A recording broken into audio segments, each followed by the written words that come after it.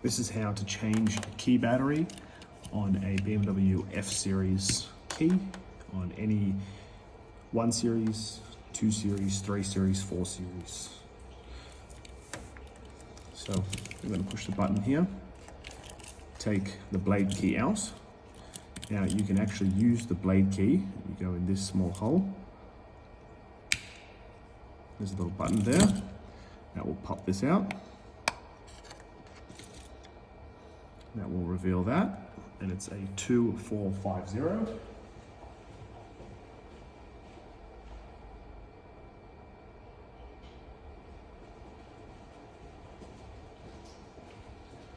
Now we have a 2450 there.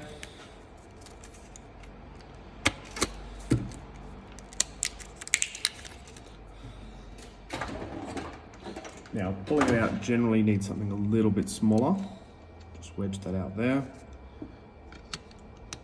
Place that with that.